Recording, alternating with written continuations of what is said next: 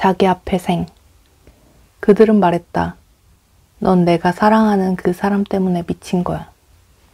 나는 대답했다. 미친 사람들만이 생의 맛을 알 수 있어. 먼저 말해두어야 할 것은 우리가 엘리베이터도 없는 건물의 7층에 살고 있었다는 사실이다. 로자 아줌마는 육중한 몸뚱이를 오로지 두 다리로 지탱하여 매일 7층까지 오르내려야 했다. 그녀는 유태인이라서 다른 것들에 대해서는 불평할 처지가 못 되지만 그래도 7층을 오르내리는 일만은 정말 힘에 부친다고 하소연하곤 했다. 그녀는 다른 일들로 심신이 괴로운 데다가 건강도 별로 좋지 않았다. 또 하나 미리 말해두고 싶은 것은 그녀가 엘리베이터 하나쯤은 갖추어진 아파트에서 살만한 자격이 있는 여자라는 점이다. 내가 로자 아줌마를 맨 처음 본 것은 아마도 3살 때였던 것 같다. 그 이전의 일은 기억이 없다. 3살 이전에는 누구나 아무 생각 없이 사는 법이니까. 어쨌든 내가 기억을 하기 시작한 것은 서너 살 무렵부터의 일이다. 그나마도 어렴풋한 것들이다. 우리가 살고 있던 벨빌에는 그녀 말고도 다른 유태인과 아랍인, 흑인들이 많이 살았지만 7층을 걸어서 오르내려 했던 사람은 오직 로자 아줌마뿐이었다. 아무 때고 난 이놈의 층계에서 죽고 말 거야 라고 그녀가 한탄하면 아이들은 일제히 울음을 터뜨렸다. 누군가가 죽으면 의뢰 그렇게 해야 한다고 생각했기 때문이다. 로자 아줌마 집에는 아이들이 보통 6~7명쯤 우글거리고 있었다. 때로는 그보다 더 많을 때도 있었다. 처음에 나는 로자 아줌마가 매월 말 받는 우편함 때문에 나를 돌보고 있다는 사실을 몰랐었다. 6살인가 7살쯤에 그 사실을 처음 알았다. 누군가가 나를 위해 돈을 지불하고 있다는 사실에 나는 적잖이 충격을 받았다. 나는 로자 아줌마가 그저 나를 사랑하기 때문에 돌봐주는 줄로만 알았고 또 우리가 서로에게 꼭 필요한 존재라고 생각했던 것이다. 나는 밤이 새도록 울고 또 울었다. 그것은 내 생애 최초의 커다란 슬픔이었다. 내가 몹시 슬퍼하는 것을 보고 로자 아줌마는 가족이란 알고 보면 아무것도 아니라고 말해주었다. 집에서 기르던 개를 나무에 묶어두고 바캉스를 떠나는 가족들도 많고 해마다 그런 식으로 가족에게서 버림받고 죽어가는 개가 3,000마리씩이나 된다는 것이었다. 그러고는 나를 무릎 위에 앉혀놓고 그녀에게는 내가 이 세상에서 제일 소중한 존재라고 몇 번이고 맹세했다. 그러나 나는 금세 우편한 생각이 나서 울면서 방을 뛰쳐나올 수밖에 없었다. 나는 아래층에 있는 드리스 시내 카페로 내려가서 하밀 할아버지 앞에 앉았다. 하밀 할아버지는 지금은 양탄자 행상을 하지만 한때는 온 세상을 두루보고 다녔기 때문에 모르는 것이 없는 사람이었다. 또 눈이 아주 아름다워서 보는 것만으로도 기분이 좋아지는 사람이었다. 처음 만났을 때도 할아버지는 꽤나 늙어 있었는데 그 후로도 계속 늙어가고 있었다. 하밀 할아버지, 할아버지는 왜 매일 웃고 있어요? 나에게 좋은 기억력을 주신 하느님께 매일 감사하느라고 그러지 모모야. 내 이름은 모하메드이지만 사람들은 나를 어린애 취급해서 항상 모모라고 불렀다. 60년 전쯤 내가 젊었던 시절에 말이야. 한 처녀를 만났단다. 우리는 서로 사랑했지. 그런데 그녀가 갑자기 이사를 가버리는 바람에 8달 만에 끝장이 났어. 그런데 60년이 지난 지금도 그 일이 생생하게 기억나거든. 그때 나는 그 처녀에게 평생 잊지 않겠다고 약속을 했어. 그래서 오랜 세월이 지났지만 아직도 잊지 않고 있단다. 사실 가끔씩 걱정이 됐지. 살아가야 할 날이 너무 많았고 더구나 기억을 지워버리는 지우개는 하나님이 가지고 계시니 보잘것없는 인간인 내가 어떻게 장담할 수 있었겠니. 그런데 이제 안심이구나. 나는 죽을 때까지 자밀라를 잊지 않을 수 있을 거야. 죽을 날이 얼마 남지 않았으니까. 나는 로자 아줌마 생각이 나서 잠시 망설이다가 할아버지에게 물었다. 하밀 할아버지, 사람은 사랑 없이도 살 수 있나요? 할아버지는 그 말에 대답하는 대신 몸에 좋다는 박하차만 한 모금 마실 뿐이었다. 하밀 할아버지는 얼마 전부터는 늘 회색 젤라바를 입고 있었는데 그것은 갑자기 하나님이 부르실 때 양복 저고리 바람으로 허둥지다가 앉기 위해서라고 했다. 할아버지는 말없이 나를 바라보았다. 아마도 내가 아직 어려서 이 세상에 내가 알아서는 안 될 것들이 많다는 생각을 하는 것 같았다. 그때 내 나이가 7, 8살쯤이었다.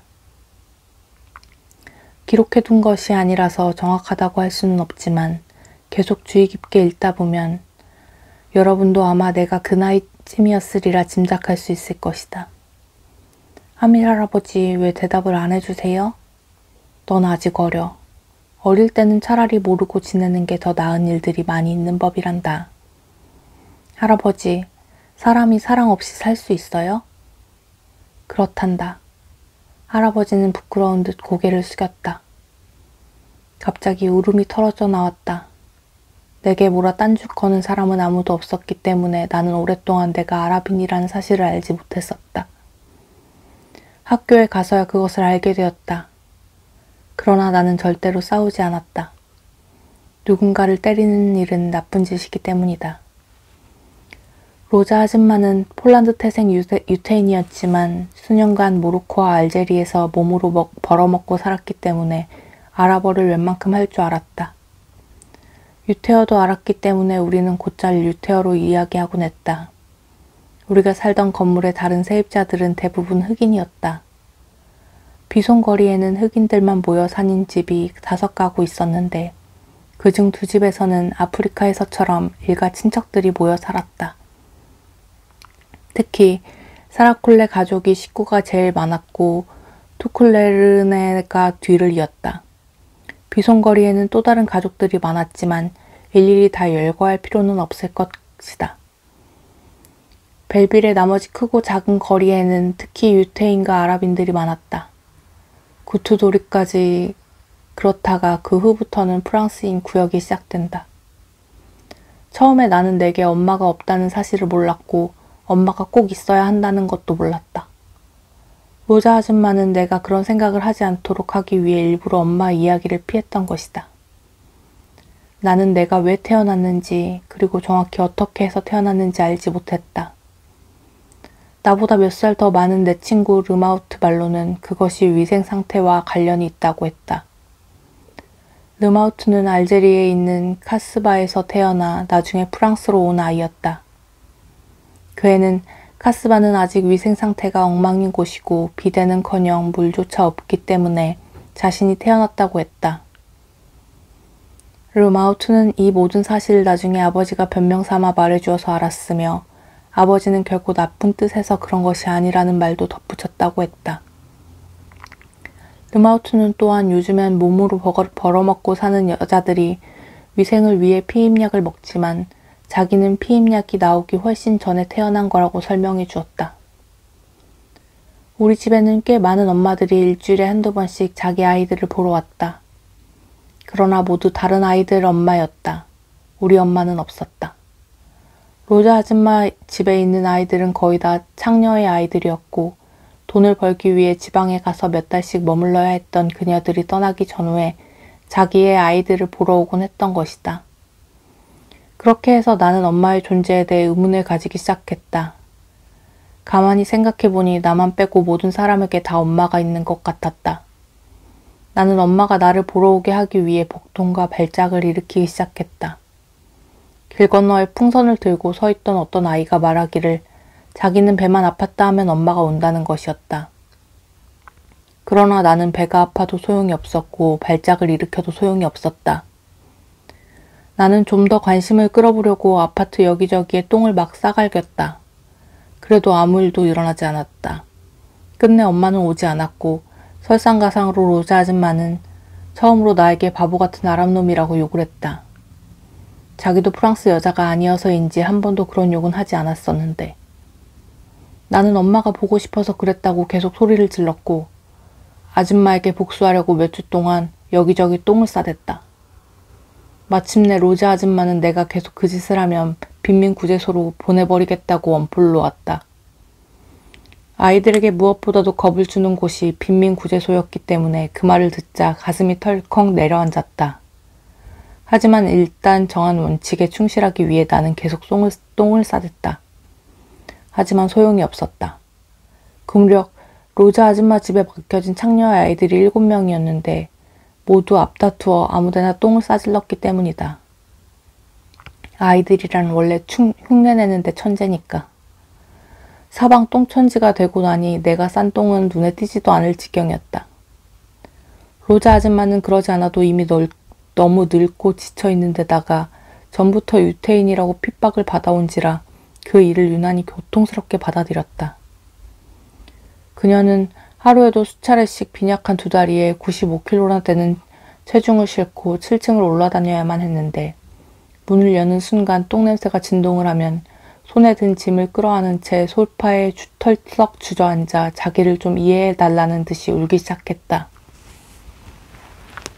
프랑스 인구가 5천만인데 그들이 모두 우리같이 똥을 싸댔더라면 독일 군인들조차 어찌할 바를 몰라 수용소고 보고 죄다 내동댕이 치고 도망쳐버렸을 것이라는 것이었다.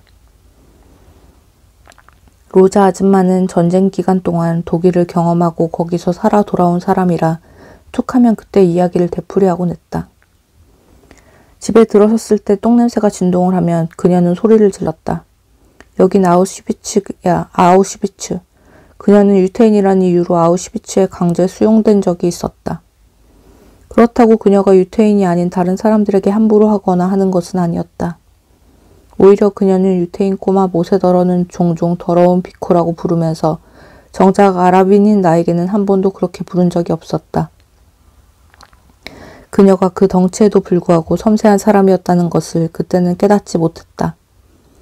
나는 결국 그 짓을 그만두었다. 아무리 해봤자 별 소득이 없었고 엄마도 오지 않았으니까. 하지만 그 후에도 오랫동안 나는 복통과 발작을 일으켰고 지금까지도 가끔 배가 아프다. 그 뒤 나는 주목을 끌기 위해 다른 방법을 동원했다. 상점들을 돌아다니며 진열대에 의해 토마토나 멜론 따위를 슬쩍 하기 시작한 것이다. 그리고 언제나 누군가의 눈에 띄도록 일부러 기다렸다. 주인이 나와서 따귀를 한 대 갈기면 나는 아우성을 치며 울었다. 그렇게 함으로써 나에게 관심 있는 사람이 존재한다는 것을 확인하는 셈이었다. 한 번은 식료품점 앞에서 진열대 위에 달걀을 하나 훔쳤다. 주인은 여자였는데 그녀가 나를 보았다. 나는 가게 주인이 여자인 곳에서 훔치기를 좋아했는데 그 이유는 내 엄마도 틀림없이 여자일 것이기 때문이다. 나는 달걀을 집어 호주머니에 넣었다. 주인 여자가 나왔고 나는 사람들의 시선을 더 잘 끌 수 있도록 그녀가 내 뺨을 한 대 올려 붙여줄 것을 기대하고 있었다. 그런데 그녀는 내 곁에 쭈그리고 앉더니 내 머리를 쓰다듬어 주었다. 그리고 이런 말까지 했다. 너 참 귀엽게 생겼구나. 처음에 나는 그녀가 나를 잘 구슬려서 달걀을 도로 찾으려고 그러는 줄 알고 호주머니 깊숙이 든 달걀을 더 꼭 쥐었다. 그녀는 벌로 나를 한 대 갈겨주기만 하면 되었다. 실제로 엄마들은 아이들에게 주의를 주기 위해 그렇게들 한다. 그러나 그녀는 일어서서 진열대로 가더니 달걀을 하나 더 집어서 내게 주었다. 그러고는 나에게 뽀뽀를 해주었다. 한순간 나는 희망 비슷한 것을 맛보았다. 그때의 기분을 묘사하는 건 불가능하니 굳이 설명하진 않겠다. 나는 그날 오전 내내 그 가게 앞에 멍하니 서 있었다. 무엇을 기다리며 서 있었는지 나도 모르겠다. 이따금 그 맘씨 좋은 주인 여자는 나를 보고 미소를 지어주었다. 나는 손에 달걀을 쥔 채 거기에 서 있었다. 그때 내 나이 6살쯤이었고 나는 내 생이 모두 거기 달려있다고 생각했다. 겨우 달걀 하나뿐이었는데 그날 집에 돌아와서 온종일 배를 앓았다. 로자 아줌마는 롤라 아줌마의 부탁을 받고 위증을 하기 위해 경찰서에 가고 없었다. 5층에 사는 롤라 아줌마는 여장남자로 블로니우 숲에서 일했다. 바다를 건너 오기 전에는 세네갈에서 권투 챔피언이었다고 했다. 그런데 그녀가 불로니 숲에서 멋모르고 잘못 걸려든 변태 성육자 손님을 목 졸라 죽이고 말았던 것이다. 로자 아줌마는 그날 롤라 아줌마와 함께 영화 구경을 한 뒤 돌아와서 함께 텔레비전을 보았다고 증언했다. 롤라 아줌마에 대해서는 앞으로 더 이야기하겠지만 그녀에게는 정말 세상 사람들과 다른 데가 있었다. 그래서 나는 그녀를 무척 좋아했다. 어린애들은 전염성이 강하다. 한 병이 어쨌다 하면 당장 다른 아이들에게 줄줄이 퍼진다. 당시 로자 아줌마 집에는 아이들이 7 있었는데 그중 2은 아침엔 나절에만 머물었다. 도로 청소 일을 하는 무사씨네 아이들이었는데 무사씨는 어찌저찌 해서 부인이 죽었기 때문에 쓰레기를 치우러 나가는 아침 6시에 로자 아줌마에게 아이들을 맡기러 왔다. 그러고는 오후에 일이 끝나면 아이들을 데려갔다. 그 애들 말고도 나보다 어린 모세와 천성이 기분 좋게 태어났는지 늘 깔깔거리는 바나니아가 있었다. 미셸은 베트남 아이였는데 1년 전부터 베트남 부모에게서 송금이 끊기고 나서는 아줌마가 단 하루도 더 봐줄 수 없다고 늘상 투덜댔다. 로자 아줌마가 선량한 유태인이라고는 하지만 그녀의 능력에도 한계가 있는 거니까. 돈벌이가 좋고 일거리도 많은 곳을 찾아 멀리 떠나는 여자들 중에는 종종 자기 아이를 아줌마에게 맡겨놓고 다시는 돌아오지 않는 사람도 있었다. 그런 여자들은 한 번 떠나면 그만이었다. 이런 일들은 모두 제때에 낙태 수술을 하지 못해 어쩔 수 없이 세상에 나오게 된 아이들의 이야기다. 로자 아줌마는 간혹 그런 아이들이 필요한 외로운 가정에 보내기도 했지만 그것도 법률 문제 때문에 쉬운 일은 아니었다. 여자가 몸으로 벌어먹고 살아야 하는 처지가 되면 자녀 양육권을 박탈당하게 된다. 몸으로 벌어먹는다는 것은 곧 매춘을 의미하기 때문이다. 그녀들은 친권을 뺏길까봐 두려워서 아이를 숨긴다. 그래서 대개 비밀이 보장되는 잘 아는 집에 아이를 맡긴다. 로자 아줌마 집에서 내가 본 아이들에 대해 모두 말할 수는 없지만 나처럼 그렇게 오래 거기에 사는 아이는 거의 없었다는 것은 분명히 말할 수 있다. 나 다음으로 오래 머물렀던 아이가 모세 바나니아 그리고 베트남 아이였다. 베트남 아이는 결국 무슈르 프랭스 거리에 어느 음식점으로 갔다. 하도 오래전 일이라 그 아이를 다시 만난다 해도 이제는 알아보지 못할 것 같다. 내가 엄마를 찾기 시작하자 로자 아주머니는 건방진 녀석이라고 욕하면서 아랍 놈들은 다 그 모양이라고 손을 내밀어주면 팔까지 달란다고 푸념했다. 아줌마는 원래 그렇게 못된 여자는 아니었다. 편견 때문에 그런 소리를 하는 것뿐이지 사실은 나를 제일 좋아한다는 것을 나는 잘 알고 있었다. 내가 악을 쓰기 시작하면 다른 아이들도 덩달아 소리를 질러댔다. 그러면 로자 아줌마는 엄마를 찾으며 울부짖는 7 아이들 속에서 진짜 종합적 히스테리를 일으켰다. 벌써 빠지기 시작해서 몇 오락이 남지 않은 머리카락을 쥐어뜯으며 아이들이 배은망덕하다고 통곡을 하는 것이다. 그녀는 2 손에 얼굴을 묻고 하염없이 눈물을 흘렸다. 하지만 우리는 무정한 나이였다. 게다가 벽에서는 석회덩이까지 떨어져 내리고 있었다. 로자 아줌마의 통곡 때문이 아니라 너무 오래되고 낡았기 때문이었다. 로자 아줌마의 잿빛 머리카락도 떨어져 내리는 석회덩이처럼 자꾸 빠지고 있었다. 뿌리가 약해서 머리통에 제대로 붙어있지를 못했다. 그녀는 대머리가 될까봐 몹시 걱정했다. 이렇다 하게 내세울 거라곤 쥐뿔도 없는 여자에게 그보다 더 끔찍한 일은 없을 것이기 때문이었다. 그녀는 어느 누구보다도 큰 엉덩이와 가슴을 갖고 있었다. 아줌마는 거울을 볼 때면 애써 만족하려는 듯이 입을 크게 벌리고 억지 웃음을 짓곤 했다. 일요일이면 머리에서부터 발끝까지 잔뜩 치장을 한 후 다갈색 가발을 쓰고 볼리의 광장으로 가서 몇 시간씩 우아하게 앉아있다 오곤 했다. 하루에도 몇 번씩 화장을 고쳤지만 달라지는 것은 별로 없었다. 가발을 쓰고 화장을 하면 그나마 좀 나아 보이기는 했지만 그녀는 자신이 주변이 좀 더 아름다워지도록 집에다 늘 꽃을 꽂아두었다. 마음이 좀 진정되면 로자 아줌마는 나를 주동자로 지목하고 변소로 끌고 갔다.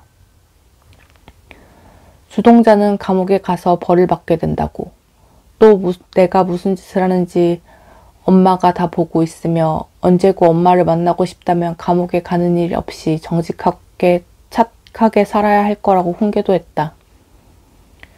변소는 너무 좁아서 로자 아줌마같이 뚱뚱한 사람은 몸뚱이를 다 들여놓지도 못할 정도였다. 그렇게 외로운 사람이 들어갈 공간이 얼마나 되는지도 궁금했다. 그런 공간에 있으면 더 외로울 것 같았다.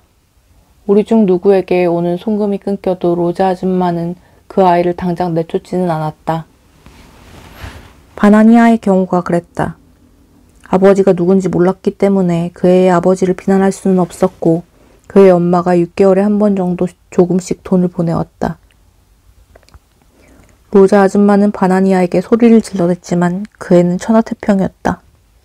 그 애는 겨우 3살이었고 가진 거라는 미소밖에 없었다.